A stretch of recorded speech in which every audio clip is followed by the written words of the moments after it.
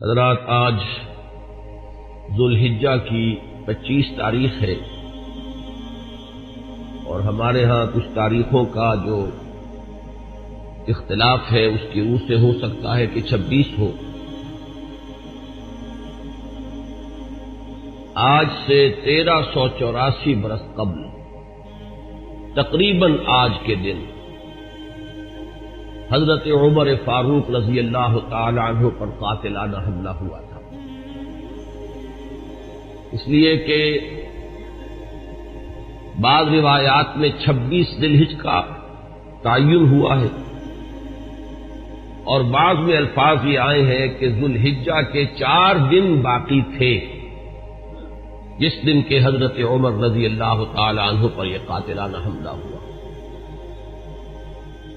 حج سے واپسی کو ابھی چند ہی دن ہوئے تھے اور اسی سفر حج کے دوران حضرت عمر رضی اللہ تعالی عنہ نے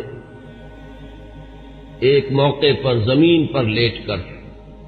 اور ہاتھ آسمان کی طرف پھیلا کر اللہ سے دعا کی تھی کہ پروردگار، میری ذمہ داریاں بہت بڑھ گئی ہیں، اب میرے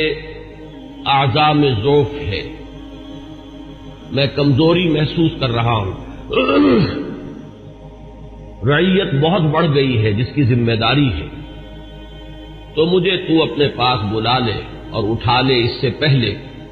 کہ میں اپنی ان ذمہ داریوں کے بارے میں مسئول بن جاؤں اور ان کا حق ادا نہ کر سکوں۔ تو روایات میں آتا ہے کہ اس کے بعد چند ہی دن اس دنیا میں انہوں نے بسر کیے ہیں، اس کے بعد یہ قاتلانہ حملہ ہوا۔ 3 دن آپ زندگی اور موت کی کشمکش میں مبتلا رہے ہیں۔ ابو لولو فیروز ایک مجوسی ایرانی غلام تھا حضرت مغیرہ ابن شعبہ کا رضی اللہ تعالی عنہ۔ حضرت عمر نے خاص قاعدہ بنایا ہوا تھا، غیر مسلموں کے مدینے میں داخلے پر پابندی تھی۔ حضرت مغیرہ ابن شعبہ نے خاص طور پر سفارش کر کے حضرت عمر سے اجازت حاصل کی ابو لولو فیروز کے لیے کہ اسے مدینے میں آ کر کام کرنے کی اجازت دی جائے، اس لیے کہ وہ بہت سے فنون سے واقف ہے۔ حضرت عمر نے اجازت دے دی۔ چند دنوں کے بعد وہ فریادی بن کر حاضر ہوا حضرت عمر رضی اللہ تعالیٰ عنہ کی خدمت میں کہ میرے آقا جو ہیں حضرت مغیرہ ابن شعبہ رضی اللہ تعالی عنہ وہ مجھ سے بہت زیادہ ٹیکس وصول کرتے ہیں۔ یعنی یہ معاملہ تھا کہ جو غلام ہوتے تھے وہ اپنا کام کرتے تھے لیکن اپنی آمدنی میں سے ایک حصہ وہ اپنے ان آقاؤں کو دیتے تھے کہ جن کی وہ غلامی میں تھے۔ تو حضرت مغیرہ ابن شعبہ نے جو مقدار مقرر کی 2 درہم روزانہ، اس پر اس نے احتجاج کیا کہ یہ بہت زیادہ ہے۔ حضرت عمر رضی اللہ تعالیٰ عنہ نے اس سے سوال کیا کہ تم کیا کیا کام جانتے ہو؟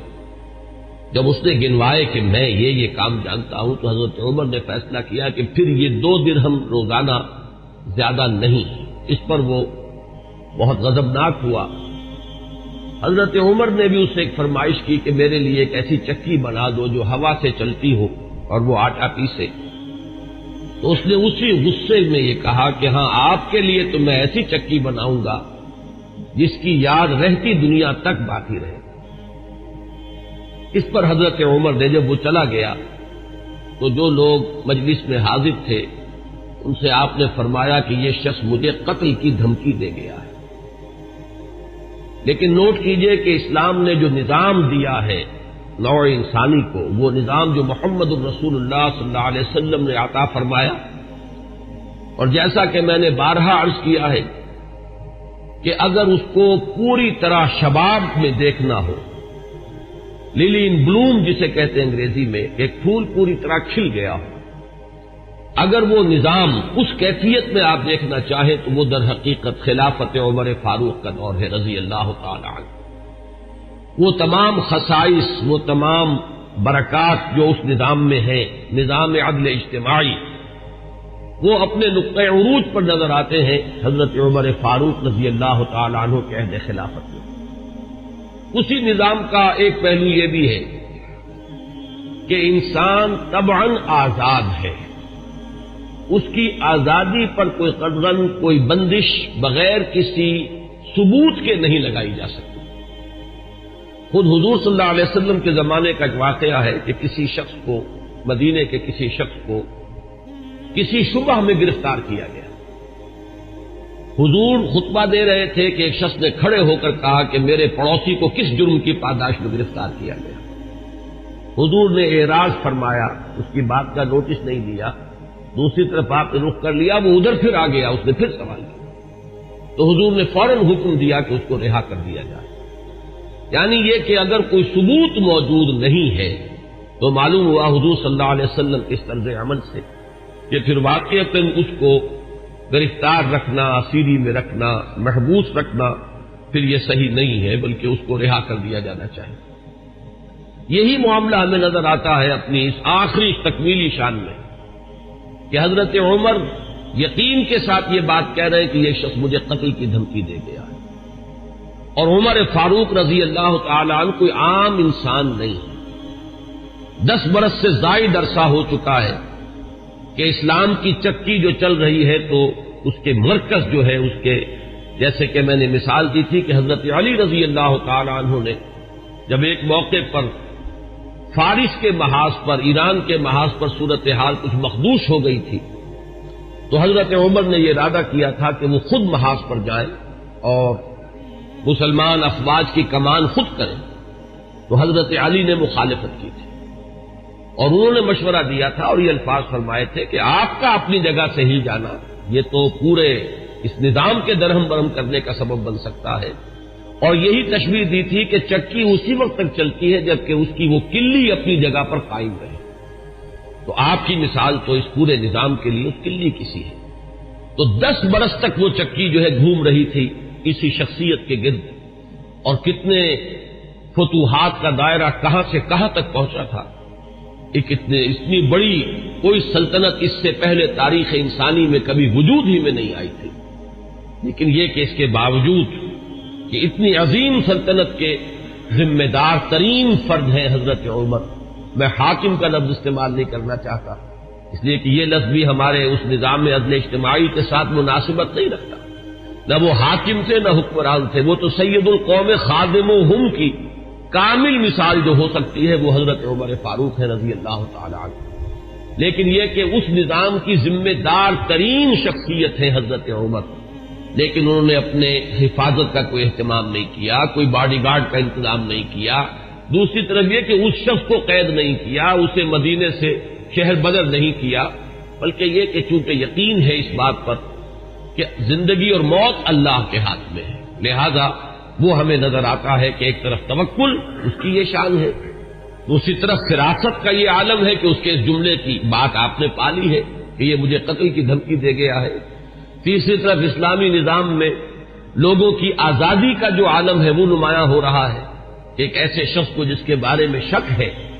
اس کو گرفتار نہیں کیا جا رہا، اس کے خلاف کوئی تعذیبی کارروائی نہیں ہو رہی۔ بہرحال اس شخص نے چند ہی دن کے بعد فجر کی نماز جب حضرت عمر فاروق ادا کرنے کے لیے آگے بڑھے ہیں اور آپ نے نیت باندھی، یہ شخص پہلی صف میں موجود تھا اور اس کا خنجر جو ہے 2 دھاری خنجر، دونوں طرف اس کے جو ہے وہ دھار تھی، اس کو اس نے حضرت عمر رضی اللہ تعالی عنہ پر جو وار کیے تو 6 وار حضرت عمر پر اس نے پے بپے کیے، حضرت عمر گر گئے رضی اللہ تعالی عنہ۔ حضرت عبد الرحمن ابن عوف نے مختصر ترین صورتوں کے ساتھ پھر وہ نماز فجر ادا کروائی۔ نماز کا یہ عالم ہے کہ یہ نہیں ہوا کہ وہ درہم برہم ہو گیا ہو نظام، لیکن یہ کہ چونکہ جیسے کہ میں ابھی یہ لفظ استعمال کر رہا تھا کہ اس وقت جو وہ نظام مملکت تھا یا نظام حکومت تھا اس میں مرکزی حیثیت حضرت عمر فاروق کی تھی رضی اللہ تعالی عنہ، اسی طرح اسلام کے نظام میں یہ اقامت صلاۃ ہے کہ اس کی وہی اہمیت ہے کہ اگرچہ حضرت عمر فاروق زخمی ہو گئے، گر گئے، لیکن جماعت کا نظام وہ درہم برہم نہیں ہوا ہے، نماز ادا کی گئی ہے 2 رکعتیں جو ہے مختصر ترین قرات کے ساتھ۔ پھر لوگوں نے اس کو پکڑنے کی کوشش کی ہے تو اس نے مزید وار کر کے 13 افراد کو اور زخمی کیا۔ ایک شخص جب اس طریقے سے بکھرا ہوا ہو اور دوسرے لوگ تیار نہ ہو تو صورتحال سمجھ میں آتی ہے۔ ان میں سے 6 حضرات جو ہیں وہ شہید ہو گئے۔ معاملہ صرف حضرت عمر کا نہیں، پکڑنے کی جب کوششیں ہر طرح سے ناکام ہو گئی تو کسی عراقی شخص کے بارے میں آتا ہے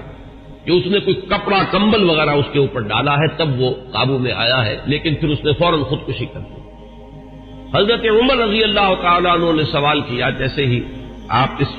قابل ہوئے کہ سوال کر سکیں کہ میرا قاتل کون ہے؟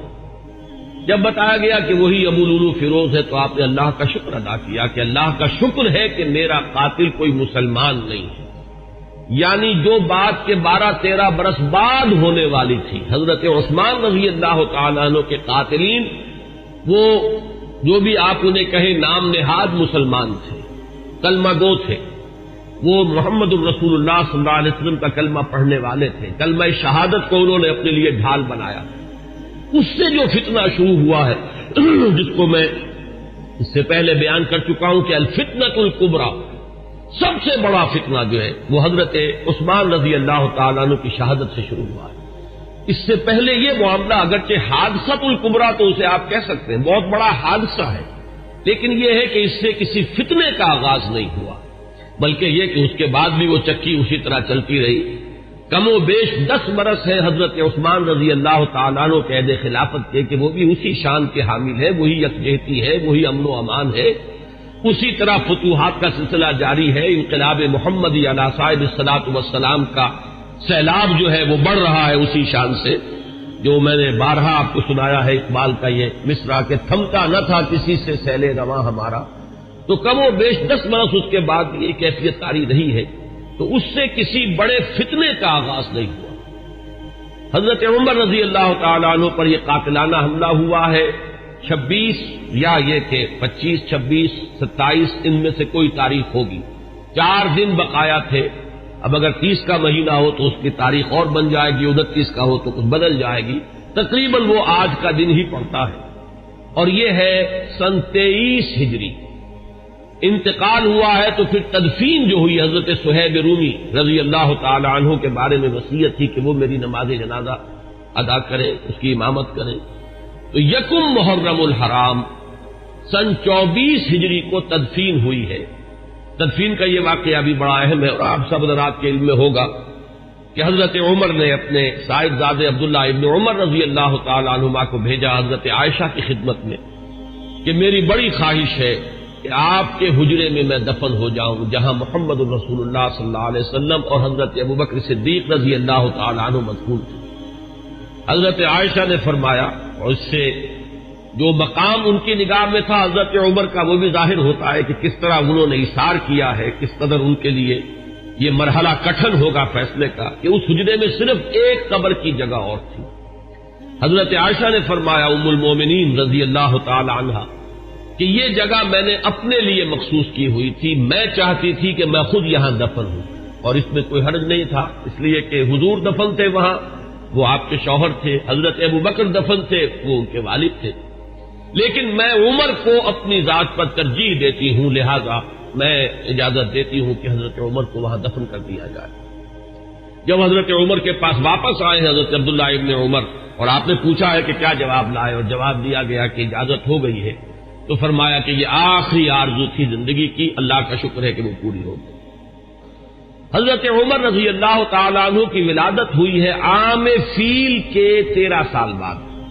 یہ آپ کو معلوم ہوگا کہ عام الفیل جو ہے، جس سال کے ابرہہ نے حملہ کیا تھا خانہ کعبہ پر، وہ آیا تھا لے کر مکے پر چڑھائی کے لیے اپنے ہاتھیوں کے ساتھ اپنا ایک لشکر جرار لے کر آیا تھا، اسی سال حضور کی ولادت باسعادت ہوئی۔ 13 برس بعد حضرت عمر کی ولادت ہے، گویا کہ جب آفتاب نبوت طلوع ہوا ہے، یعنی جب کہ وحی کا آغاز ہوا ہے، تو حضرت عمر رضی اللہ تعالیٰ عنہ کی عمر 27 برس تھی، اور چھٹے سال، اس پہ بالکل اتفاق ہے کہ چھٹے سال نبوت میں، یعنی جب کہ حضور صلی اللہ علیہ وسلم کو آغاز وحی کو آپ پر 6 برس ہو چکے تھے، اس سال یہ ایمان لائے، اس میں کسی اختلاف کی گنجائش نہیں ہے، بلکہ یہ کہ حضرت حمزہ رضی اللہ تعالیٰ عنہ کا بھی کیونکہ سال ایمان لانے کا سال وہی ہے، لہذا اس میں ذرا سا مجھے آج تحقیق کرنی پڑی تو معلوم ہوا کہ حضرت حمزہ پہلے ایمان لائے ہیں، حضرت عمر بعد میں۔ فرق جو ہے وہ صرف 3 دن کا ہے۔ حضرت حمزہ 3 دن قبل ایمان لائے ہیں اور حضرت عمر رضی اللہ تعالی عنہ یہ 3 دن کے بعد ایمان لائے ہیں۔ تو جس وقت وہ ایمان لائے ہیں اس کا مطلب یہ ہے کہ 33 برس عمر تھی حضرت عمر رضی اللہ تعالی عنہ کی، اور جب آپ کا انتقال ہوا ہے، شہادت ہوئی ہے،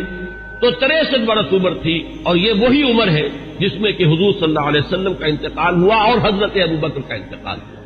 یعنی جو قرب اور اعتبارات سے ہے، صاحبین کو، شیخین کو، جو بھی آپ انہیں کہیں، حضرت ابوبکر حضرت عمر رضی اللہ تعالی عنہما، ان دونوں کی جو مشابہتیں حضور کے ساتھ ہیں وہ اس پہلو سے بھی ہے کہ اس دنیاوی زندگی جو ہے اس کا کی وہی مقدار ہے، اتنے ہی عرصے حضور اس دنیا میں رہے ہیں، اس حیات دنیاوی میں، اور اتنے ہی عرصے حضرت ابوبکر اور حضرت عمر رضی اللہ تعالی عنہما۔ اس کے بعد چند الفاظ جو امام نبوی کے ہیں وہ میں آپ کو پڑھ کر سنا رہا ہوں۔ وَكَانَ مِنْ أَشْرَافِ قُرَيْشِ، قریش کے انتہائی جو باعزت گھرانے ہیں ان میں سے ان کا تعلق ہے، یہ بنو عدی سے تعلق رکھتے تھے، اور 8ویں پشت میں حضور کے ساتھ سلسلہ نسب حضرت عمر فاروق رضی اللہ تعالی عنہ کا مل جاتا ہے۔ وَإِلَيْهِ كَانَتِ السِّفَارَةُ فِي الْجَاهِلِيَّةِ، اب ان کا جو مقام جاہلیت میں تھا،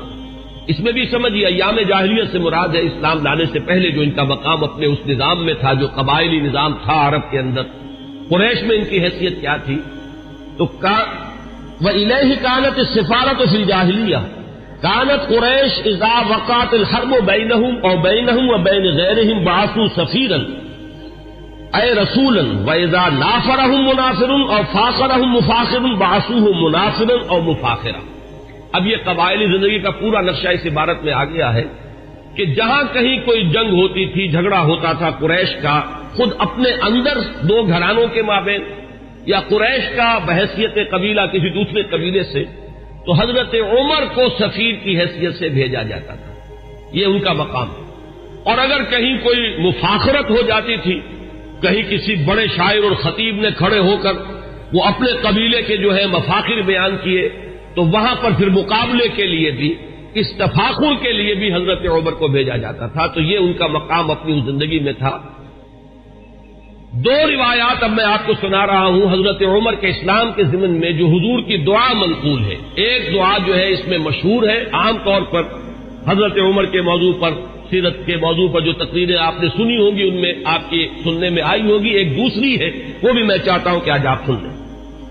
پہلی روایت امام ترمذی رحمۃ اللہ علیہ لائے ہے، اور اس کے راوی حضرت عبداللہ ابن عمر ہے رضی اللہ تعالی عنہما، ان النبی علیہ الصلوۃ والسلام قال، حضور صلی اللہ علیہ وسلم نے فرمایا، اللہم اعز الاسلام باحب هذین الرجلین الیک، بعمر بن الخطاب اور بابی جہل بن ہشام۔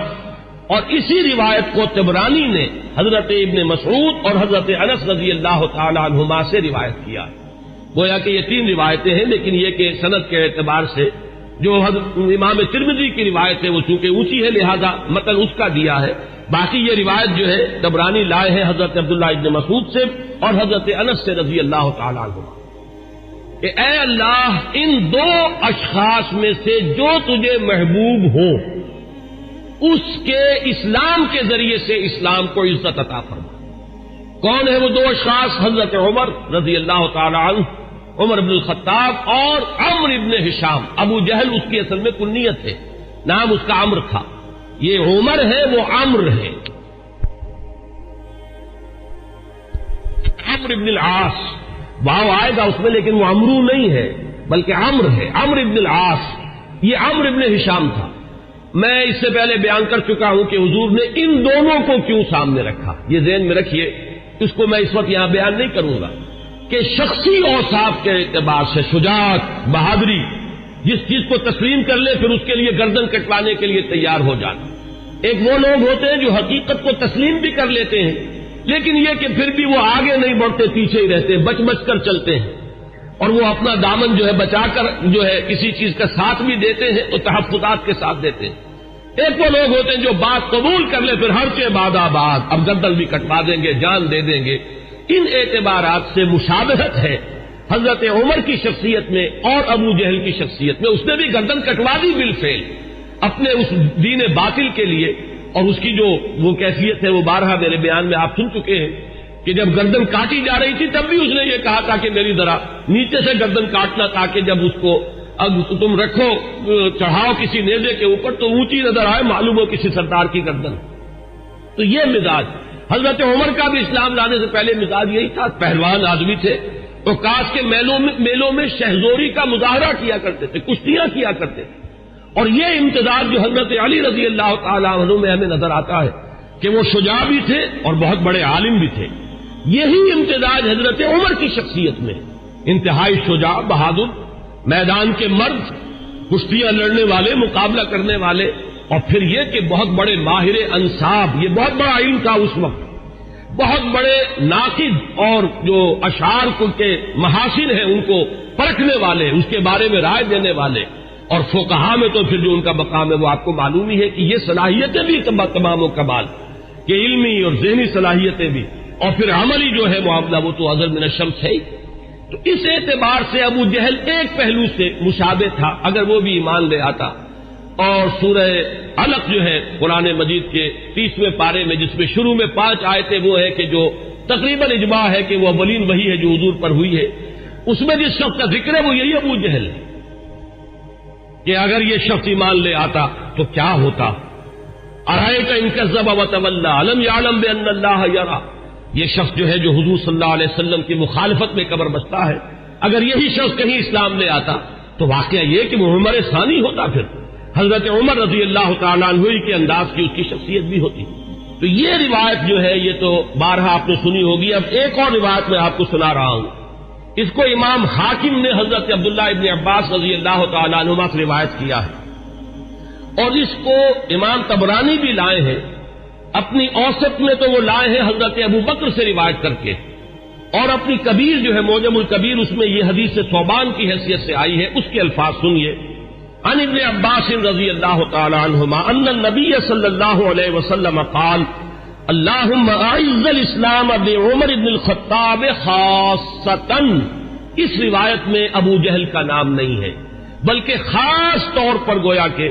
حضرت عمر ہی کے لیے حضور صلی اللہ علیہ وسلم دعا فرمائی اور اللہ تعالیٰ نے قبول فرمائی. اسی لیے ہمارے ہاں علماء حضرت عمر کے لیے لفظ استعمال کیا کرتے مراد رسول, کہ جن کے لیے خاص طور پر حضور صلی اللہ علیہ وسلم نے دعا کی ہے اور اللہ تعالیٰ نے آپ کی دعا کو شرف قبول عطا فرمایا ہے اور حضرت عمر بن الخطاب کو ایمان کی توفیق عطا فرمائی. اب میں آپ کو کچھ تو وہ اس سے پہلے کہ میں حضور صلی اللہ علیہ وسلم نے جو مناقب بیان فرمائے ہیں حضرت عمر کے وہ بیان کروں. چند اقوال بعض صحابہ کے. اخرج ابن سعد عن ذکوان قال قلت لعائشہ من سمى عمر الفاروق قالت النبی صلی اللہ علیہ وسلم. یہ ابن سعد طبقات ابن سعد کی روایت ہے ذکوان سے. وہ کہتے ہیں کہ میں نے حضرت عائشہ ام المومنین عائشہ صدیقہ رضی اللہ تعالیٰ عنہ سے سوال کیا یہ لفظ فاروق حضرت عمر کے نام کا جز کیسے بن گیا, کس نے نام رکھا فاروق حضرت عمر کا. حضرت عائشہ نے فرمایا خود حضور نے صلی اللہ علیہ وسلم. اس کی وجہ کیا ہے اگلے اقوال میں وہ آ جائے گی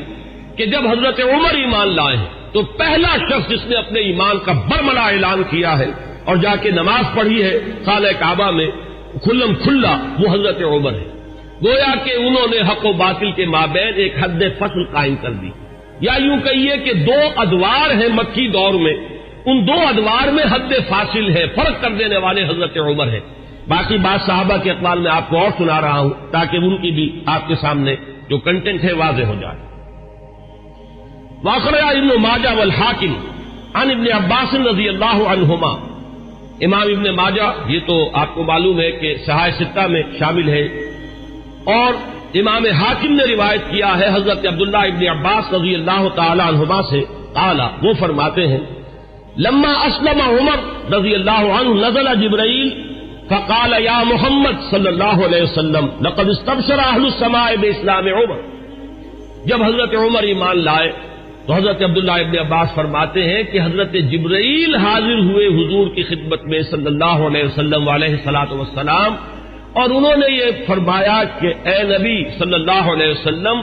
آسمان والے بھی خوشیاں منا رہے ہیں عمر کے اسلام لانے سے۔ واخرج البخاری عن ابن مسعود رضی اللہ عنہ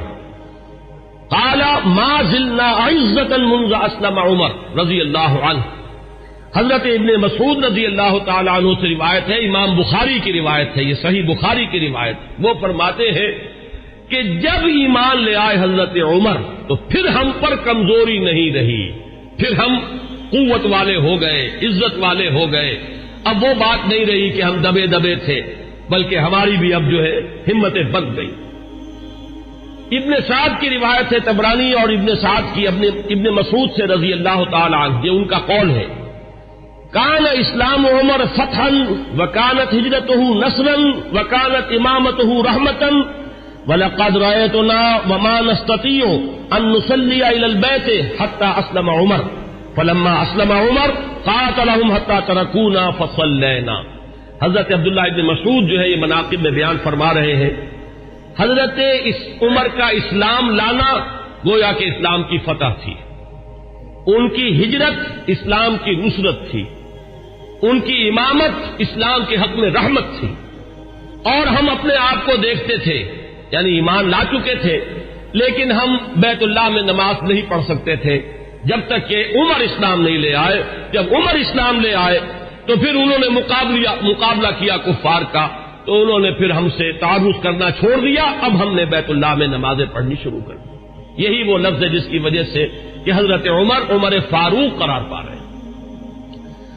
واخرج ابن سعد والحاکم عن حذیفہ رضی اللہ عنہ لما اسلم عمر كان الاسلام كالرجل المقبل لا يزداد الا قربا فلما قتل عمر كان الاسلام كالرجل المدبر لا يزداد الا بعدا۔ یہ بہت ہی حکیمانہ قول ہے حضرت حذیفہ کا رضی اللہ تعالی عنہ، اور اسے امام حاکم نے اور ابن سعد نے دونوں نے روایت کیا ہے۔ یہ حضرت حذیفہ فرما رہے ہیں کہ جب حضرت عمر اسلام لے آئے تو اسلام ایک آنے والے شخص کے مانند ہو گیا کہ جو شخص آ رہا ہو وہ ہر لحظہ آپ سے قریب تر ہوتا چلا جا رہا ہے۔ گویا کہ یہ اسلام کی ترقی کا ایک اور اسلام کے اقبال کا یہ ایک کی علامت بنا ہے حضرت عمر کا اسلام لانا۔ ولما قتل عمر، اور جب عمر شہید کر دیے گئے رضی اللہ تعالی عنہ، کان الاسلام کالرجل المدبر، تو اب اسلام ایک جانے والے شخص کے مانند ہو گیا، لا یزداد الا بعدا، کہ جو جانے والا ہے وہ ہر قدم جو اٹھاتا ہے وہ ہم سے اور دور ہوتا چلا جاتا ہے۔ گویا کہ اسلام کی عزت کا جو نقطہ عروج ہے، کلائمیکس ہے، وہ حضرت عمر کی ذات ہے کہ در حقیقت ان کے ساتھ ہی اسلام کا دور اقتدار شروع ہوا، غلبہ دور۔ وہ حدیث جو ہے بہت اہم ہے جو امام مسلم لائے ہیں حضرت ابو ہریرہ رضی اللہ تعالی عنہ سے، کہ حضور نے فرمایا بدا الاسلام غریبا وسیعود کما بدا فطوبى للغرباء۔ اسلام کا جب آغاز ہوا ہے تو وہ اجنبی سا تھا، لوگ اس کے جاننے پہچاننے والے نہیں تھے، کچھ اس کے ہمدرد و غمخوار نہیں تھے، بلکہ اصل میں تو مخالفت تھی، مقابلہ تھا۔ حضور نے فرمایا کہ اب اگرچہ دور آ گیا ہے کہ اسلام کو غلبہ حاصل ہو گیا، لیکن عنقریب اسلام پھر اسی حالت کو لوٹ جائے گا۔ تو تہنیت ہو، مبارکباد ہو، خوشخبری ہو ان لوگوں کے لیے جو جب اسلام حالت غربت کو پہنچ جائے تو وہ بھی اسلام کے دامن سے وابستہ رہے، چاہے وہ خود بھی لوگوں کے اندر جو ہے ان کو پہچانا نہ جائے، اجنبی ہو کر رہ جائیں، انہیں دقیانوسی کہا جائے، لیکن وہ اسلام کے دامن سے وابستہ رہے، ان کے لیے تہنیت اور مبارکباد ہے۔ اس حدیث میں سمجھیے تو یوں کہا جا سکتا ہے کہ حضرت عمر ہے وہ حد فاصل، کہ وہ بدا الاسلام غریباً سے اسلام کا جو دور اقتدار شروع ہو رہا ہے، غلبے کا دور، قوت اور عزت کا دور، وہ حضرت عمر کی ذات سے ہے، اور پھر جو ڈھلوان شروع ہو گئی ہے وہ بھی حضرت عمر رضی اللہ تعالیٰ عنہ کی شہادت سے۔ واخرج الطبرانی عن ابن عباس رضی اللہ عنہما قال اول من جہر بالاسلام عمر بن الخطاب، سب سے پہلے جس شخص نے اسلام کا اعلان کیا علی الاعلان وہ حضرت عمر ہے۔ یہ حضرت عبداللہ ابن عباس رضی اللہ تعالیٰ عنہما کا قول ہے۔ ہجرت کے ضمن میں بھی ایک روایت ہے، میں چاہتا ہوں کہ اگرچہ اس کا ذکر پہلے بھی آیا ہے لیکن آج لفظاً میں سنا دینا چاہتا ہوں۔ اخرج ابن عساکر عن علی رضی اللہ عنہ، اس روایت کے راوی حضرت علی ہیں، قال ما علمت احد هاجر الا مختفیا الا عمر بن الخطاب۔ حضرت عمر فرماتے میں نہیں جانتا کسی بھی شخص کو مگر یہ کہ اس نے ہجرت کی ہے خفیہ طریقے پر سوائے عمر بن الخطاب، یعنی جو بھی ہجرت کے لیے نکلتا تھا خفیہ طریقے سے نکلتا تھا، لوگوں کو معلوم نہ ہو جائے، خام خواہ راستہ روکیں گے، کوئی تکلیف پہنچائیں گے، سوائے حضرت عمر کے۔ اب آپ اس حضرت علی رضی اللہ تعالیٰ عنہ کی زبان سے حضرت عمر کی جو ہجرت ہے اس کا پورا واقعہ سنیے۔ فَإِنَّهُ لَمَّا هَمَّ بِالْهِجْرَةِ، اس لیے کہ جب حضرت عمر نے ارادہ کیا ہجرت کا، تقلد سیفہ، تو انہوں نے اپنی جو ہے تلوار جو ہے وہ لی، گردن میں ڈالی، وَتَنَكَّبَ قَوْسَهُ، اپنی کمان جو ہے وہ اپنے کندھے میں ڈالی، وَانْتَقَضَا فِي يَدِهِ أَسْهُمًا، اور اپنے ہاتھ میں تیر بھی لے لیے تیار کہ کمان سے کے ساتھ جو ہے وہ تیر جو ہے ہاتھ میں موجود ہو۔ وَأَتَى الْكَعْبَةَ، اور آئے وہ مسجد حرام میں کعبے کے پاس، وَأَشْرَافُ قُرَيْشٍ بِفِنَائِهَا، اور قریش کے بڑے بڑے سردار جو ہیں وہ کعبے کے صحن میں، یہی جس وقت مسجد حرام کہلاتی ہے، خانہ کعبہ تو وہی گھر ہے، اس کے ساتھ جو صحن ہے یہ فنا ہے اس کا صحن ہے۔ فطاف سبعا، تو 7 چکر لگائے حضرت عمر رضی اللہ تعالیٰ عنہ نے اسی کیفیت کے اندر خانہ کعبہ کے۔ ساتھ ہی آپ کو معلوم ہوگا اشواط ہوتے ہیں جب عمرے کے لیے یا حج کے اندر جب بھی وہ طواف کیا جاتا تو ساتھ ہے۔ ثم صلی رکعتین عند المقام، پھر مقام ابراہیم کے پاس آ کر پورے سکون سے 2 رکعتیں پڑھی۔ ثم اتی حلقہم واحد واحدۃ، پھر جو لوگ بیٹھے ہوئے تھے ایک ایک کے پاس آ کر انہوں نے کہا فقالت شاہق الوجوہ، لوگ چہرے جو ہے وہ کملا گئے، عزت ختم ہوئی، اور اس کے بعد فرمایا من اراد ان تسکلہ امہ او یتم ولدہ او ترمل زوجتہ، جس شخص کی بھی یہ خواہش ہو کہ اسے روئے اس کی ماں اور یتیم ہو جائے اس کے بچے اور بیوہ ہو جائے اس کی بیوی، فلیلقنی وراء ھذا الوادی، تو وہ آئے اور اس وادی کے پیچھے ذرا مجھ سے مقابلہ کر لے۔ یہ اعلان کر کے ذرا الفاظ غور کیجئے، جس کا بھی ارادہ ہو، جو چاہتا ہو کہ اسے اس کی ماں روئے اور اس کے بچے یتیم ہو جائیں اور اس کی بیویاں یا بیوی جو ہے وہ بیوہ ہو جائے، تو ذرا آ جائے میرا مقابلہ کر لے۔ فرمایا حضرت علی فرماتے فما تبعہ بینہم احد، ان میں سے کسی کو یہ جرأت نہیں ہوئی کہ وہ حضرت عمر کا پیچھا کرتا۔ اس کے بعد اب چند احادیث میں آپ کو سنا رہا ہوں جو حضرت عمر کی شان میں، اگرچہ امام سیوطی نے تو یہ بہت سے اس میں نقل کیے ہیں، لیکن میں یہ چاہتا ہوں کہ صرف صحاح کی جو روایات ہیں وہ آپ کو سناؤں۔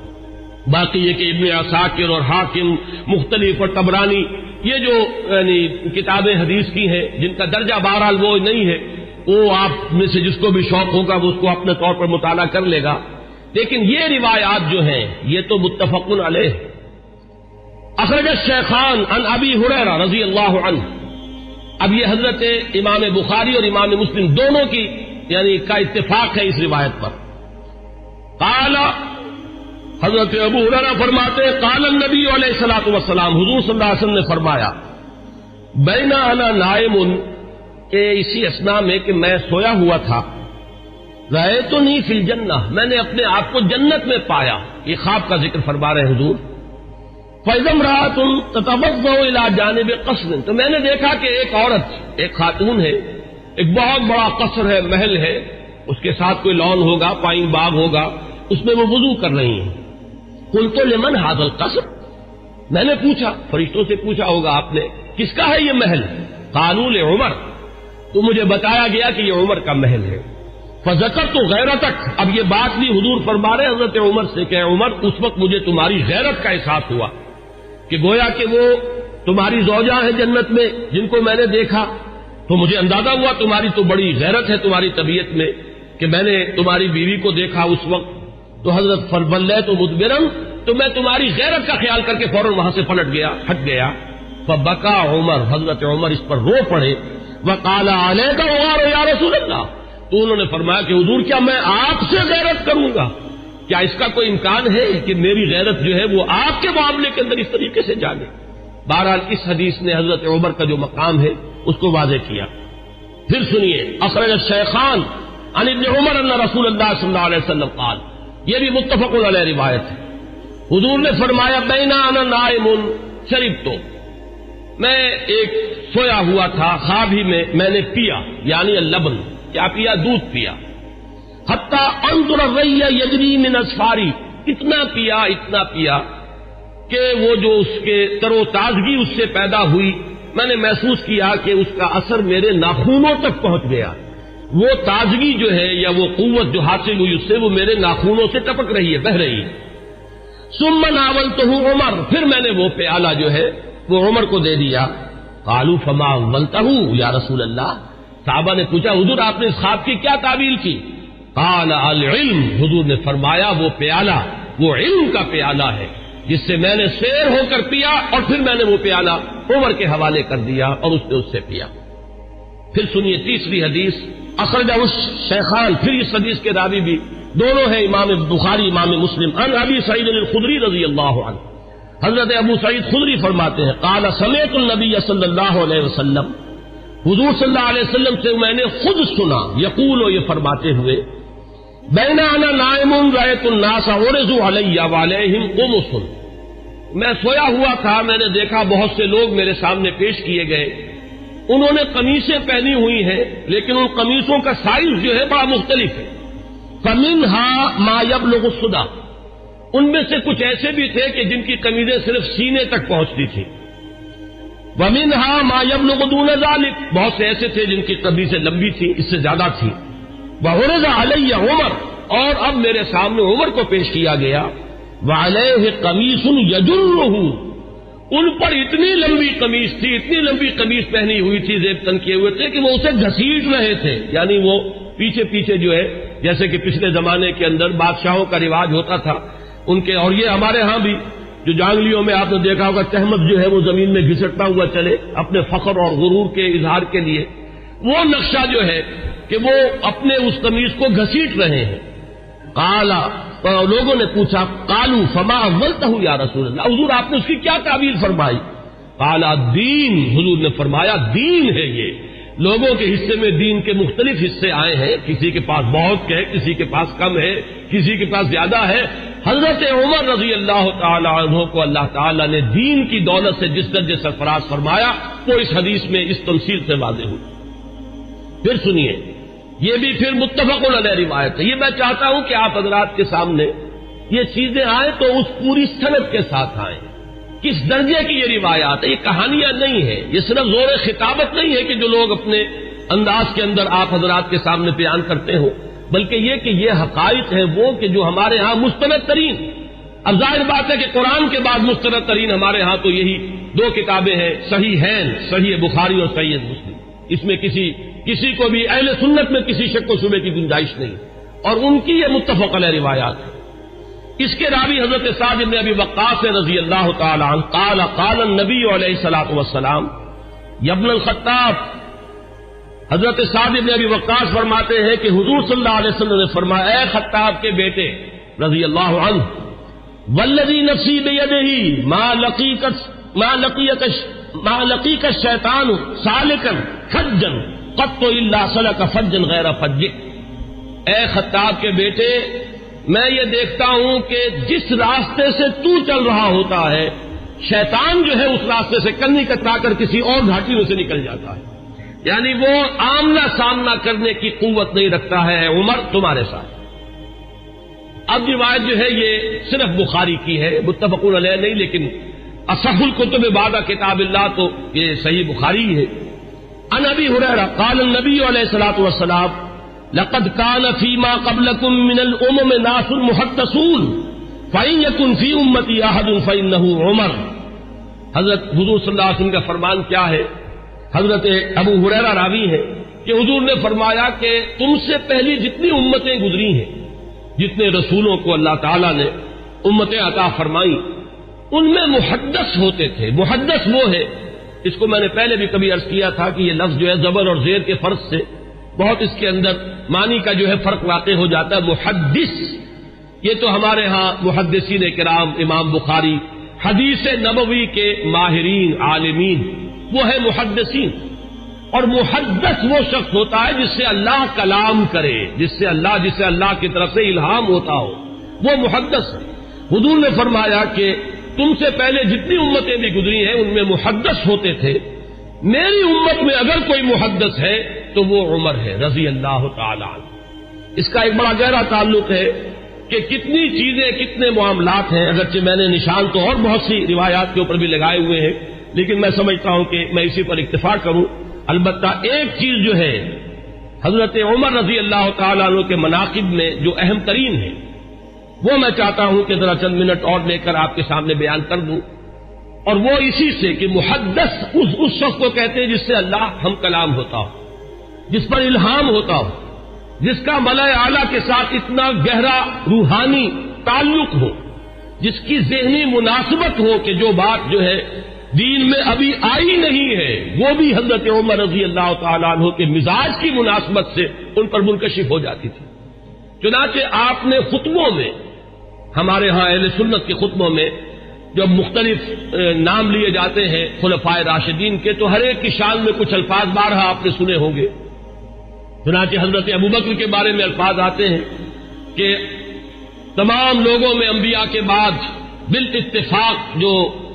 افضل ترین انسان ہے وہ حضرت ابوبکر ہیں۔